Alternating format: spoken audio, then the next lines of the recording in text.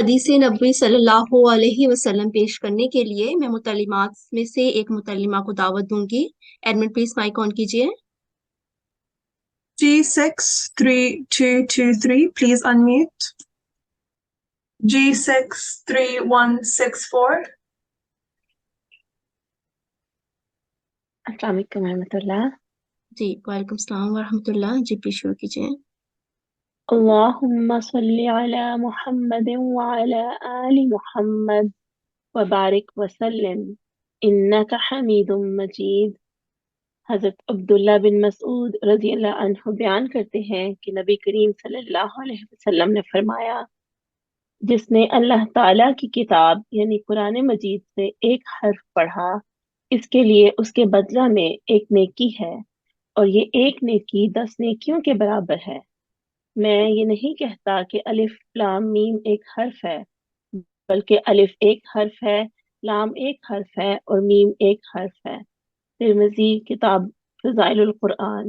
اللہم صلی علی محمد وعلی آل محمد وبارک وسلم انک حمید مجید۔ جزاکم اللہ، بہت شکریہ۔ آج کی کلاس کے لیے شادی مبارک حضرت خلیفۃ المسیح الخامس اید اللہ تعالیٰ بنصرہ العزیز پیش کیا جائے گا۔ میں شاملات میں سے ایک شاملہ سے گزارش کروں گی کہ وہ مائک پر آئیں۔ جینمن پلیز کسی ایک بہن کو مائک دیجیے۔ G63223. السلام علیکم ورحمۃ اللہ۔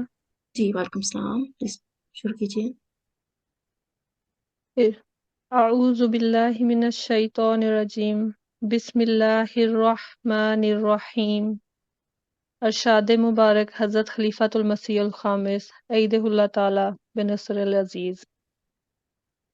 اللہ تعالیٰ نے قرآن مجید کریم میں فجر کے وقت کی تلاوت کی اہمیت بیان فرمائی ہے کہ وقرآن الفجر، اور قرآن اور فجر کی تلاوت کو اہمیت دو، اور پھر فرمایا ان قرآن الفجر کان مشہودا۔ یہ پھر پڑھ بنی لیجیے۔ یہ بس ان قر جی ٹھیک ان پڑھ۔ قرآن الفجر کان مشہودا۔ جزاکم اللہ۔ بنی اسرائیل 79۔ کہ یقیناً فجر کو قرآن پڑھنا ایسا ہے کہ اس کی گواہی دی جاتی ہے، بس یہ صبح کے وقت کی تلاوتیں ہر مومن کے لیے گواہ بن رہی ہوں گی، لیکن کیا صرف پڑھ لینا ہی کافی ہے؟ ہماری دنیا و آخرت سنوارنے کے لیے اور ہمارے حق میں گواہی دینے کے لیے صرف اتنا ہی کافی نہیں، بلکہ جو تلاوت کی ہے اس کا سمجھنا بھی ضروری ہے۔ تبھی تو حضرت صلی اللہ علیہ وسلم نے اپنے ایک صحابی عبداللہ بن عمرو رضی اللہ تعالیٰ عنہ کو فرمایا تھا کہ میں نے ضمناً پہلے بھی یہ ذکر کیا تھا، لیکن تفصیلی حدیث یہ ہے، آپ نے فرمایا قرآن کریم کی تلاوت ایک ماہ میں مکمل کیا کرو، تاکہ آہستہ آہستہ جب پڑھو گے، غور کرو گے، سمجھو گے تو گہرائی میں جا کر اس کے مختلف معنی تم پر ظاہر ہوں گے۔ لیکن جب انہوں نے کہا کہ میرے پاس وقت بھی ہے اور اس بات کی استعداد بھی رکھتا ہوں کہ زیادہ پڑھ سکوں، تو آپ نے فرمایا کہ ٹھیک ہے، پھر ایک ہفتہ میں ایک طور مکمل کر لیا کرو، اس سے زیادہ نہیں۔ تو آپ صلی اللہ علیہ وسلم صحابہ کو سمجھانا چاہتے تھے کہ صرف تلاوت کر لینا، پڑھ لینا کافی نہیں۔ بخاری کتاب فضائل القرآن۔ جزاکم اللہ، بہت شکریہ۔ قرآن کریم کی ایک معجزانہ شان یہ ہے کہ اس کی 114 صورتیں مختلف کلمات و الفاظ سے شروع ہوتی ہیں۔ ان میں سے کچھ صورتیں حروف مقطعات سے شروع ہوتی ہیں۔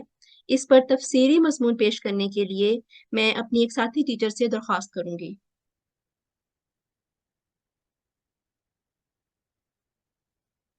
السلام علیکم ورحمۃ اللہ وبرکاتہ۔ آج کا تفسیری اور موضوعاتی لیکچر ہمارا حروف مقطعات پہ ہے۔ جیسا کہ پچھلے सोमवार को जो हमने लफ्जी तर्जुमा सूरह हामी मस्सजदा का किया था, उसमें हमने 2 हुरूफ मुक़त्तात के बारे में जानने की कोशिश की थी, हा और मीम। उसी के साथ लिंक करके हमने आज हुरूफ मुक़त्तात का ये तफसीली लेक्चर कंपाइल किया है, तो इसके बारे में जानने की मज़ीद कोशिश करते हैं। हुरूफ मुक़त्तात क्या हैं? दुनिया की हर ज़बान में कुछ ऐसे हुरूफ ऐसे होते हैं जो मुकम्मल लफ्ज़ या जुमले का मफ़हूम अदा करते हैं। जैसे आप मसलन उर्दू ज़बान में देखें कि हर्फ आइन इस्तेमाल होता है जो मिसरे की अलामत है। इसी तरह कुरान करीम में रुकू की अलामत हर्फ आइन है, हरूफ तहज्जी में हर्फ आइन जो है वो रुकू की अलामत है। इसी तरह जो हर्फ तहज्जी में हा है वो हिजरी सन की अलामत के तौर पर इस्तेमाल होता है। इसी तरह अंग्रेजी ज़बान में हम सुनते हैं FA, BA, MA वगैरह हुरूफ का इस्तेमाल होता है।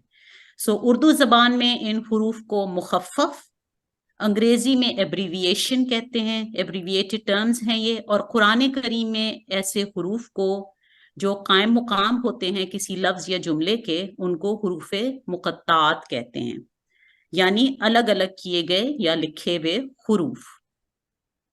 कुरान करीम की 29 सूरतों के आगाज में कुल 30 हुरूफ मुक़त्तात हैं, जिनमें से कुछ हुरूफ मुक़त्तात बार बार आए हैं।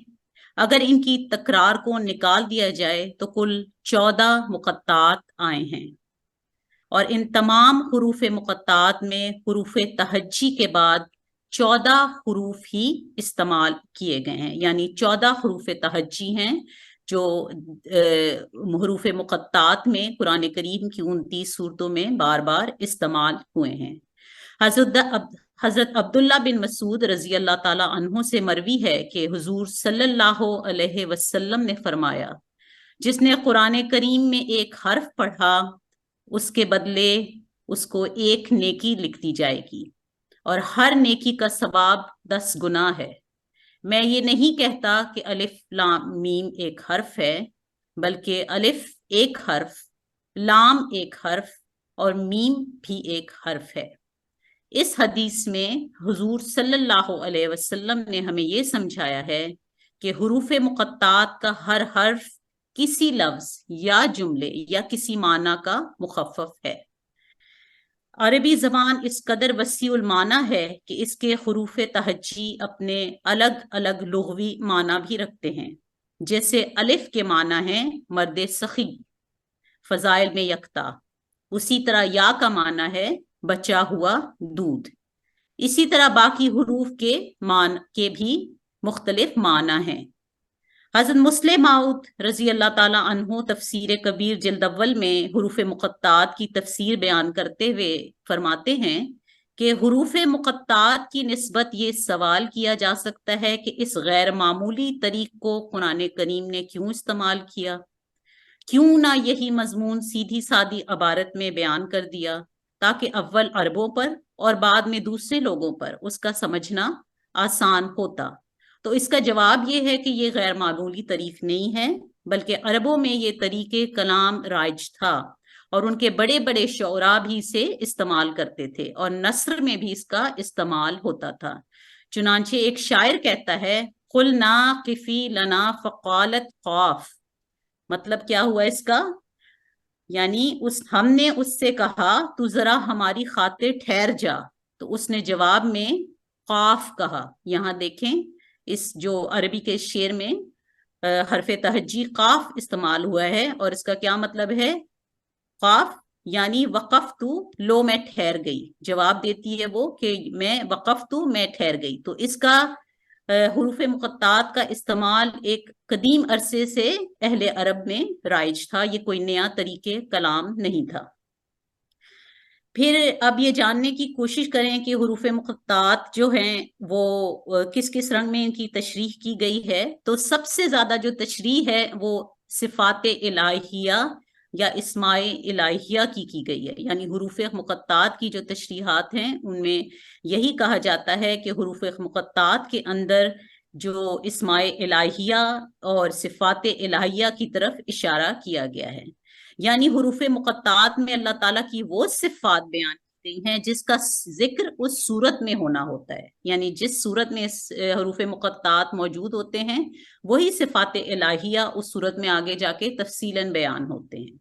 حضرت خلیفۃ المسیح الاول فرماتے ہیں ان حروف کا اسماء الہیہ کا جز ہونا تو قول حضرت علی مرتضی رضی اللہ تعالی عنہ ہے، اور ابن مسعود اور بہت سے صحابہ اور ابن عباس کا رضوان اللہ علیہم۔ حضرت ام ہانی رضی اللہ تعالی عنہا فرماتی ہیں کہ رسول کریم صلی اللہ علیہ وسلم نے سورت مریم میں بیان شدہ مقطعات کاف ہا یا عین صاد کی تفسیر کرتے ہوئے فرمایا کہ اس کا معنی کاف جو ہے وہ قائم مقام ہے کافن کا، ہادن، یا سے ہم معنی عین سے ہم معنی لے سکتے ہیں عالم یا علیم، اور سواد جو ہے وہ صادق کی طرف اشارہ کرتا ہے۔ یہ سارے صفات باری تعالیٰ ہیں۔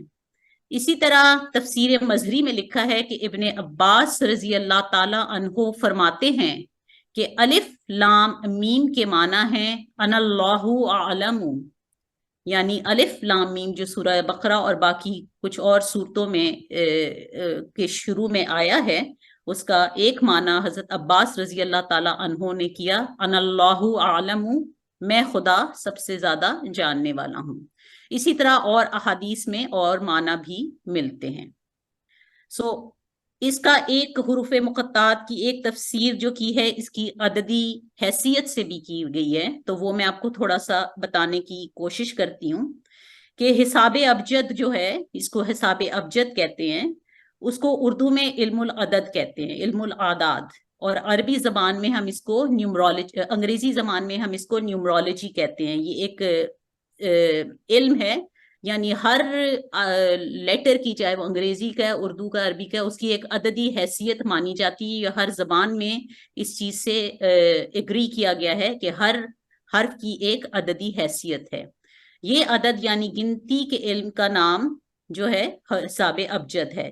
اس میں حروف تہجی کے ہر حرف کو مخصوص نمبر یا عدد دیے گئے ہیں، مثلاً الف کا 1 نمبر، با کے 2 نمبر، لام کے 30 نمبر، میم کے 40، قاف کے 100، اسی طرح اور حروف کو بھی نمبر دیے گئے ہیں۔ حروف مقطعات کی تفسیر حساب ابجد سے بھی کی جا سکتی ہے، یعنی ان کی عددی حیثیت سے بھی حروف مقطعات کی تفسیر کی جا سکتی ہے۔ اس کا ثبوت اس حدیث سے ملتا ہے جو تفسیر اتقان میں ہے، اور یہ ایک بہت لمبی حدیث ہے مگر اس کا خلاصہ بیان کرتی ہوں کہ ایک دفعہ رسول کریم صلی اللہ علیہ وسلم کو یہودیوں نے سورہ البقرہ کی آیت کی تلاوت کرتے ہوئے سنا، الف لام میم ذالک الکتاب لا ریب فیہ، اس آیت کی تلاوت کرتے ہوئے سنا تو آپ صلی اللہ علیہ وسلم کے پاس وہ یہودی آئے اور کہا کہ آپ کے سلسلے کی عمر 71 سال بنتی ہے، یعنی الف لام میم کے اعداد بنتے ہیں، ان کو جمع کرو تو 71 بنتے ہیں، یعنی الف کا 1، لام کے 30 اور میم کے 40۔ تو کہنے لگے یہودی علماء کہ ہم ایسے نبی پر ایمان لائیں جس کی امت کا زمانہ صرف 71 سال ہے؟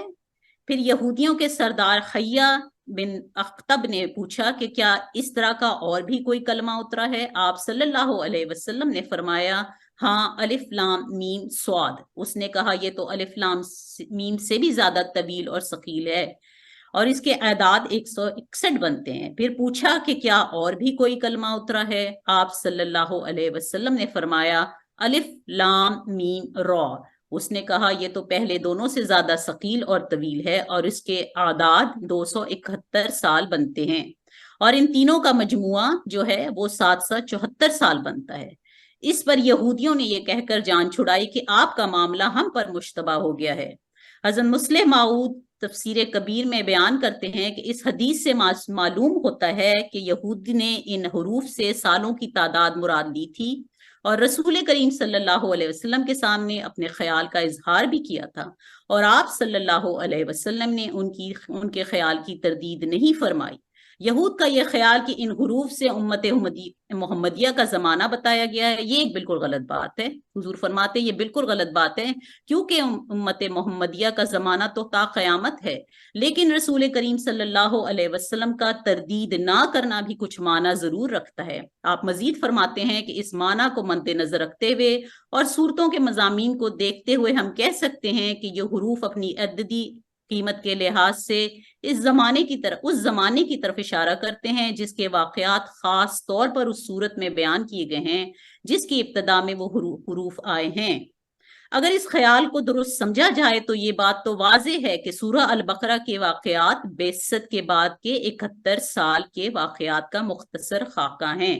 حضور مزید اس کی تشریح بیان کرتے ہوئے فرماتے ہیں کہ حضرت معاویہ 60 ہجری میں فوت ہوئے ہیں، اس میں 13 سال قبل ہجرت کے شامل کیے جائیں تو یہ 73 ہوتا ہے۔ یزید کی بیعت حضرت معاویہ نے وفات سے 1-2 سال پہلے لی ہے، چونکہ اسی وقت سے اصل فتنہ شروع ہوا، اس لیے سورہ البقرہ کے 71 سال کا جو زمانہ ہے جو بیان کیا گیا ہے حروف مقطعات الف لام میم میں، اس میں ابتدائے اسلام اور ترقی اسلام کا ایک نقشہ کے زمانے کا نقشہ پیش کیا گیا ہے۔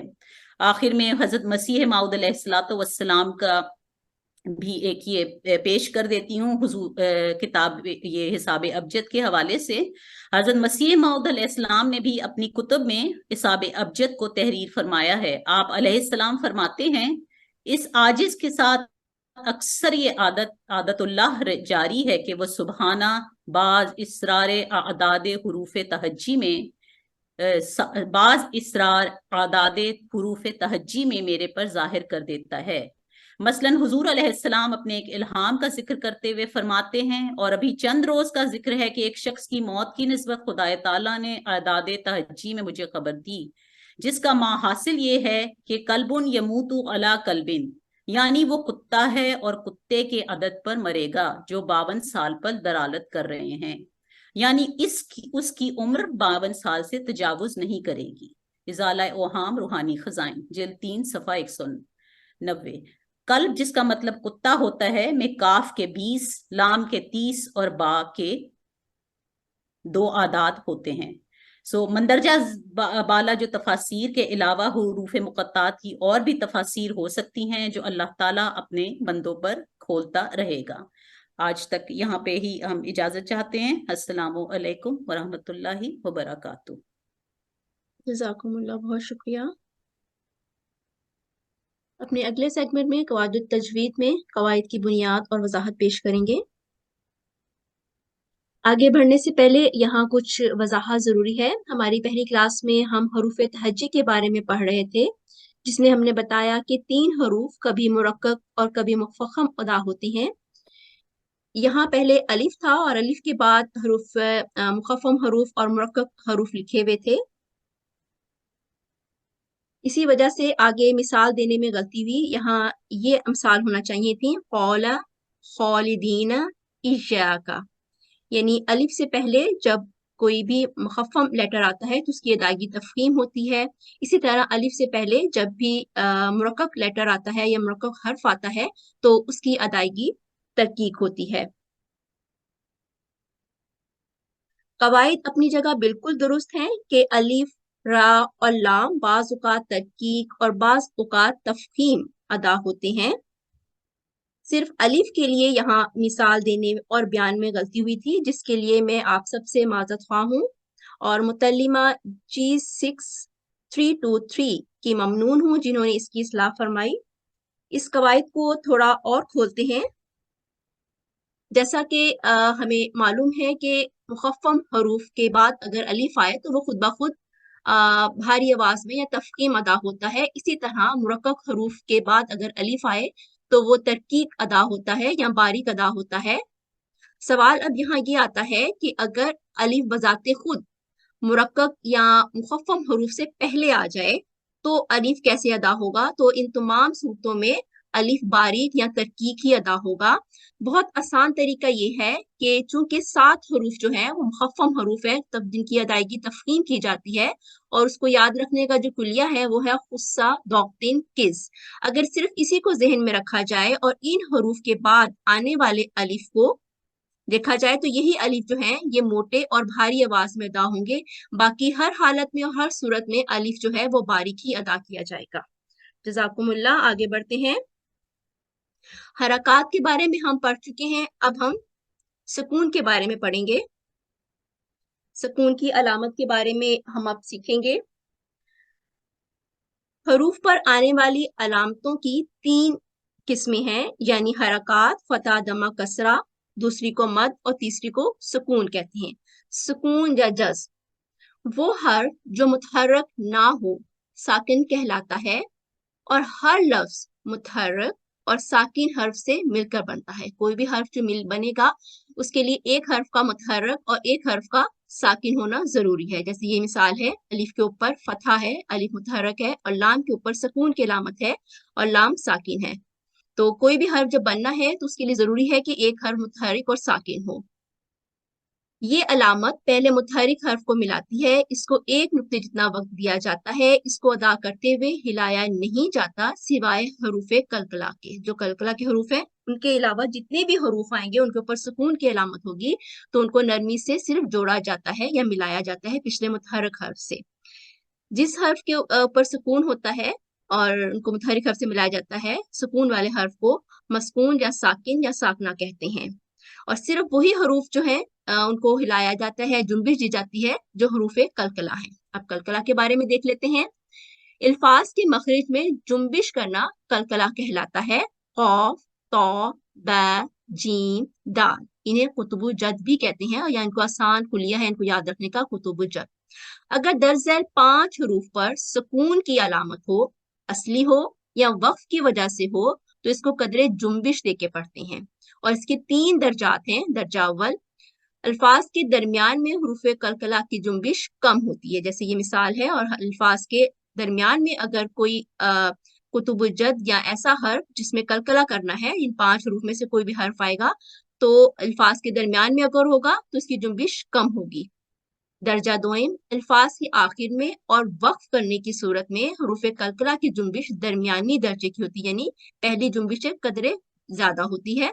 जैसे ये किसी हर्फ के आखिर में कौफ है तो दर्जा अव्वल की जुम्बिश से ज्यादा दर्जा दोम की जुम्बिश जो है वो यहाँ पर ज्यादा होगी। और इसी तरह जब वक्फ करना हो, किसी भी लफ्ज के ऊपर जब वक्फ करना हो तो यहाँ पर भी पहले दर्जे से ज्यादा जुम्बिश यहाँ पर होगी। दर्जा सोइम, मुशद्दद हरूफ कलकला पर वक्फ करते हुए जुम्बिश मजबूत और नुमाया होती है। ऐसा हर्फ जिसके ऊपर तशदीद हो और यहाँ पर अगर वक्फ करना हो तो जुम्बिश जो है पहले 2 दर्जों से ज्यादा होगी। कलकला में भी तफहीम और तरकीब का ख्याल रखना जरूरी है कि जब भी हमने कलकला करना है और वो हरूफ जो कि मुफख्खम है वहां उसका भी ख्याल रखना जरूरी है कि उसी तरह अदा हो, और जो हर्फ मुरक्कक हैं वो भी तरकीब ही अदा हो, उसका भी ख्याल रखना जरूरी है। अब चूंकि हम सुकून के बारे में पढ़ रहे हैं इसलिए हम हमजा साकिन को भी देख लेते हैं। अलिफ या हमजा पर सुकून की अलामत हो तो उसे हमजा साकिन कहते हैं, यानी अलिफ पर और हमजा पर सुकून की अलामत हो तो उसे हमजा साकिन कहते हैं। अलिफ को इस तरह से भी लिखा जा सकता है, ये हमजा साकिन। अब इसको हम वाव के ऊपर हमजा साकिन है, या के ऊपर हमजा साकिन है, अब इसको हम वाव नहीं पढ़ेंगे बल्कि हम ये हमजा साकिन होगा। इसी तरह या नहीं पढ़ेंगे, ये हमजा साकिन होगा। इसको हल्के झटके के साथ हलक के निचले हिस्से से अदा किया जाता है। इस बात का ख्याल रखा जाए कि हमजा साकिन की जगह आइन साकिन ना अदा हो जाए, जो कि हलक के दरमियानी हिस्से से अदा होती है। हमजा से पहले फतहा, कसरा, दम्मा तीनों हरकतें आती हैं। जैसे अब यहाँ पे मिसाल में देख रहे हैं कि ये अलिफ है और उसके ऊपर सुकून की अलामत, इसी तरह वाव है उसके ऊपर हमजा साकिन है, इसी तरह या है इसके ऊपर हमजा साकिन है। अहम नकात की दोहराई कर लेते हैं। जिस हर्फ पर सुकून की अलामत हो उसे साकिन या मस्कून कहते हैं। साकिन हर्फ पिछले मुतहरिक हर्फ को जोड़ता है। साकिन हर्फ पर हरकत नहीं होती, इस पर आवाज रुक जाती है। साकिन हर्फ पिछले मुतहरिक हर्फ, जैसे अलिफ के नीचे कसरा है, ये मुतहरिक है, इसको ये जोड़ता है, और इसके ऊपर सीन के ऊपर सुकून की अलामत है, इस पर कोई हरकत नहीं है, और पिछले हर्फ की आवाज इसके साथ आके रुक जाएगी। इस तक बारी, تو یہ حرکت، اس میں حرکت نہیں آئے گی بلکہ آواز رک جائے گی. کلکلا، کلکلا کے معنی ہلا کر پڑھنا. حروف کلکلا 5 ہوتے ہیں: قاف، طا، بے، جیم، دال. ان حروف کو قطب جد بھی کہتے ہیں. حروف کلکلا جب ساکن ہو تو ان میں کلکلا ہوتا ہے. اس کی 3 اقسام ہیں: نرم کلکلا، علامت سکون کے ساتھ الفاظ کے درمیان میں. سکون کی علامت کے ساتھ اگر کسی بھی لفظ کے درمیان میں حروف کلکلا آئے گا، کوئی کلکلا کا حرف آئے گا تو نرم کلکلا ہوگا. درمیانہ کلکلا، علامت سکون کے ساتھ الفاظ کے آخر میں متحرک حروف کلکلا پر وقف کرنا. کسی بھی لفظ کے آخر میں یا کسی متحرک حرف جو حرف ہے اس کے اوپر اگر وقف کرنا ہے تو اس صورت میں درمیانہ کلکلا ہوگا. مضبوط کلکلا، مشدد حروف کلکلا پر وقف کرنا. کسی بھی حرف کے اوپر جب تشدید کی علامت ہو اور وہاں پہ وقف کرنا ہو تو مضبوط کلکلا کیا جاتا ہے. حمزہ ساکن، اگر الف پر کوئی حرکت ہو تو اس الف کو حمزہ الف کہتے ہیں، اور جب الف یا حمزہ پر حرکت ہو تو وہ حمزہ متحرک کہلاتا ہے. اسی طرح جس الف پر حمزہ یا سکون ہو، اسی طرح الف یا حمزہ پر سکون ہو اسے حمزہ ساکن کہتے ہیں. جو کہ اس طرح سے بھی الف کو لکھا جا سکتا ہے اور اس طرح سے بھی لکھا جا سکتا ہے. جیسے ہمارے پاس یہاں پر کچھ مثالیں ہیں. الف آپ کو سکون کی علامت کے ساتھ بھی لکھا نظر آئے گا، لیکن اس کے نیچے یہاں پر حمزہ سم ٹائم لکھا ہوا نظر آتا ہے اور بعض اوقات لکھا ہوا نظر نہیں آتا، لیکن یہاں پر حمزہ ہوتا ہے. اسی طرح واو کے اوپر حمزہ ساکن ہے، اب یہ واو نہیں کہلائے گا، حمزہ ساکن کہلائے گا. یا کے اوپر حمزہ ساکن ہے، اب یہ یا نہیں کہلائے گی بلکہ حمزہ ساکن ہی پڑھنے میں آئے گا. آگے بڑھتے ہیں. لغت. سکون، سکون کا مطلب ہوتا ہے ٹھہراؤ، قیام. کلکلا، جنبش، ہلانا، حرکت دینا. تجوید کا مطلب ہوتا ہے سکون یعنی کہ پچھلے متحرک حرف کو ساکن حرف پر ٹھہرانا، رکنا، قیام کرنا. یعنی تجوید کی روح سے سکون کا جو قاعدہ ہے یا سکون کے جو قواعد ہیں وہ یہ ہے کہ پچھلے متحرک حرف کا ساکن حرف پر ٹھہرنا، رکنا یا قیام کرنا. کلکلا، تجوید کی روح سے کلکلا کا جو قاعدہ ہے وہ یہ ہے کہ حرف کے مخرج کے ساتھ ٹکرانے کا احساس. جس مقام پر حرف کی آواز آ کر رکتی ہے، مخرج کے 2 حصے آپس میں ٹکرا کر علیحدہ ہوتے ہیں، یہاں حرف ادا ہونے سے جو آواز بنتی ہے وہ کلکلا کہلاتی ہے. نوٹ: ہر لفظ متحرک اور ساکن حرف سے مل کر بنتا ہے. کوئی بھی جو لفظ بنے گا وہ متحرک اور ساکن حرف سے مل کر بنتا ہے. مخرج کے 2 حصوں کو آپس میں مل کر آواز بناتے وقت الگ ہونا ہی کلکلا کہلاتا ہے. یعنی کہ مخرج کے 2 حصے آپس میں ملتے وقت جو آواز بناتے ہیں وہی کلکلا کہلاتا ہے. آگے بڑھتے ہیں. میں ایڈمن سے گزارش کروں گی کہ کسی ایک بہن کو مائک دیجیے تاکہ ہم پریکٹس کر سکیں. G63104, please unmute. السلام علیکم. جی وعلیکم السلام ورحمۃ اللہ. جی تعوذ اور تسمیہ کے ساتھ شروع کیجیے پلیز. اعوذ باللہ من الشیطان الرجیم. بسم اللہ الرحمن الرحیم. نصبت اشہد برق نعبد لست قل ملک خلقت نحن ربحت قل رو اس کو تھوڑا ٹھیک کر کے پڑھیں. روبیح. ربحت جی قل تم انزل شئتم رفعت آرام سے سافٹلی اس کو جوائن کریں کیونکہ یہ حرف کلکلا نہیں تا ہے، تو آرام سے سافٹلی جوائن کریں اس کو. رفعت رفعت. رفعت جی حسنا رعد. ہاں تھوڑا سا اس پہ ٹائم دیتے ہوتے ہیں تقریباً 2 سیکنڈ کا. اگر آپ نے تنوین کو پڑھنا ہے تو پھر تقریباً 2 سیکنڈ کا ٹائم دیں. حسنا جی. رعد. تنذر جی نفس جی ان حر گڈ. ارسل جی عملم. جزاکم اللہ، بہت شکریہ آپ کا. جزاک اللہ. میرا ایک کوشچن بھی ہے کہ یہ جو لیکچر ہوتے ہیں ان کے نوٹس ہمیں مل سکتے ہیں؟ تفسیری lectures G G we will try, ہم کوشش کریں گے انشاءاللہ. ٹھیک ہے. جزاک اللہ. جزاکم اللہ. جی ایڈمن پلیز کسی اور کو مائک دیجیے. G63262, please unmute.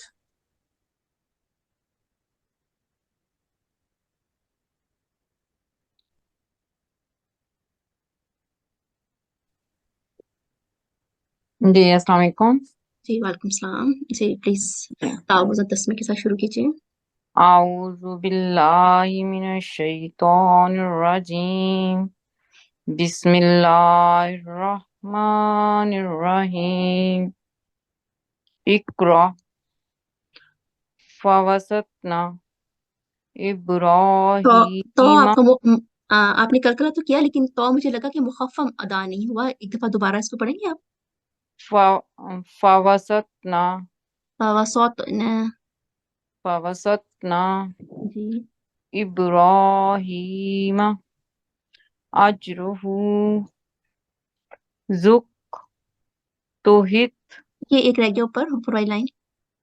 سوری مجھے نظر نہیں آیا. یجد کا گڈ. زک توحید ہا کی آواز، ہا کا مخرج کہاں پر ہے؟ ہا کی آواز نکالیں، ہا کی صحیح طرح سے. توحید توحید فرغب اخرج لم یلد. جی جزاکم اللہ. اب آپ مجھے بتائیں کہ پہلی جو آپ نے لائن پڑھی ہے جی اس میں آپ نے کون سا کلکلا کیا ہے؟ درمیانہ، نرم یا مضبوط والا، اسٹرانگ والا؟ یہ میں نے درمیانہ کیا تھا. اقرا نہیں، یہ تو جب کسی بھی لفظ کے درمیان میں کوئی کلکلا کے حرف آتا ہے تو اس کا کلکلا نرم ہوتا ہے. جب کسی بھی حرف کے آخر میں آئے گا یا ہم وقف کر رہے ہیں اس صورت میں جی درمیانہ کلکلا ہوگا، لیکن جی اگر لفظ کے درمیان میں آئے گا تو وہ نرم کلکلا ہوگا. لیکن نرم. اس میں آپ نے خیال صرف رکھنا یہ ہے کہ جو حروف مخفم ہیں ان کو مخفم ہی ادا کریں. جیسے یہاں پہ لگ رہا تھا کہ آپ نے تو کو تا بولا تھا، تو اس با جو ہے یہ بتائیں مجھے، با کون سا حرف ہے؟ یہ مخفم ہے یا مرکب ہے؟ یہ مخفف ہے. نہیں، با نہیں ہے. با جو ہے وہ باریک ادا کرتے ہیں نا، پتلا ادا کرتے ہیں. تو اوکے. اور قاف جو ہے یہ موٹے حروف، بھاری حروف ہیں. جی کاف اور تو موٹے ہوتے ہیں. جی جی ٹھیک ہے. جزاکم اللہ، بہت شکریہ. جی اوکے. ایڈمن پلیز کسی اور کو مائک دیجیے پلیز. 363157.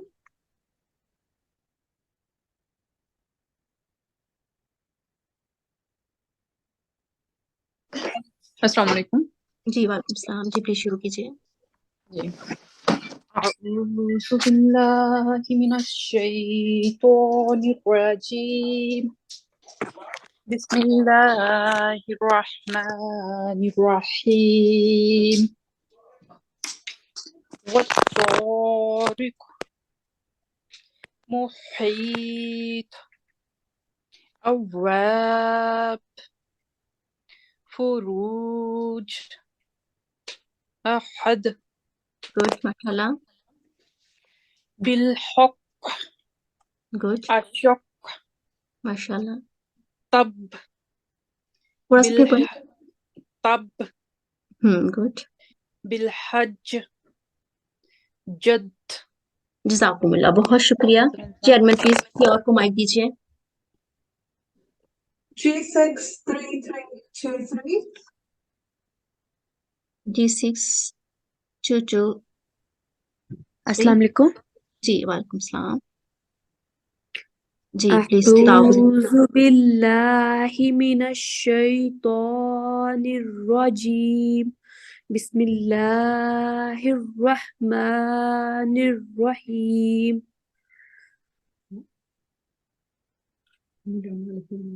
جی پڑھیں. جی اخطأنا.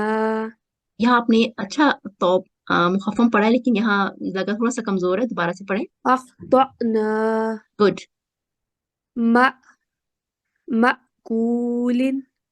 مأکولین. اب یہاں پر تقریباً 2 سیکنڈ کا نا وقت دیں. اگر آپ نے تنوین کو پڑھنا ہے، اگر آپ نے تنوین پہ یہاں پر وقف کرنا ہے تو پھر ایک علیحدہ بات ہے، لیکن اگر آپ تنوین پڑھنا چاہتے ہیں تو اس کو پھر پراپر پڑھیں. مأکولین. لن. لن. جی گڈ. نأخذ. جی جی وأتونی. گڈ. یأمرکم. تھوڑا سا کوشش کریں کہ آئین کی آواز تھوڑی سی نہ آئے. حمزہ کی یہ آواز یا جو بالکل یأمرکم نچلے، ہاں جی بالکل حلق کی نچلے والے حصے سے بالکل آخر سے اس کی آواز نکالنے کی کوشش کریں. یأمرکم جی جی جی جئتنا گڈ. تعلمون جی ماشاء اللہ. فأووا جی بئس ما جی تؤمنون سأسأتم اقرأ. ٹھیک، جزاکم اللہ، بہت شکریہ. السلام جی علیکم. جی مجھے یہ کہنا تھا کہ آپ جب بھی کوئی قاعدہ پڑھاتی ہیں تو اس کے ساتھ اس کی مثالیں دیتی ہیں، جی تو جی کائنڈلی وہ جو 3-4 ورڈز مثالوں میں ہوتے ہیں آپ ان کی ایک دفعہ ادائیگی کر دیا کریں. جی جزاکم اللہ. ٹھیک ہے، انشاءاللہ میں کوشش کروں گی. بس ٹائم کی کمی ہوتی ہے، اس وجہ سے کوشش کر رہے ہوتے ہیں کہ آپ لوگ کو زیادہ موقع دیں. انشاءاللہ میں بے کوشش شک، کروں گی. ہاں جی، بے شک ایک لفظ پڑھ دیا کریں نا، ہمیں ادائیگی کا پتہ چل جاتا پھر. جی جی جی جزاکم اللہ. جزاک اللہ. السلام علیکم. انشاءاللہ. وعلیکم السلام. جی اب آگے بڑھتے ہیں اور آپ لوگوں کے سامنے ایک میسج آئے گا اور پریکٹس کے لیے اب آپ لوگ آگے بریک آؤٹ رومس میں جائیں گے. اپنی اپنی ساتھی ٹیچرز کے ساتھ اب پریکٹس کیجیے گا. السلام علیکم، آپ سب کا مین سیشن میں دوبارہ آنے کے لیے شکریہ. ہماری پوری ٹیم کو اپنی خاص دعاؤں میں یاد رکھیں. ہماری اگلی کلاس انشاءاللہ وہ سوموار کو 2 اکتوبر 2023 کو منعقد ہوگی. السلام علیکم ورحمۃ اللہ وبرکاتہ.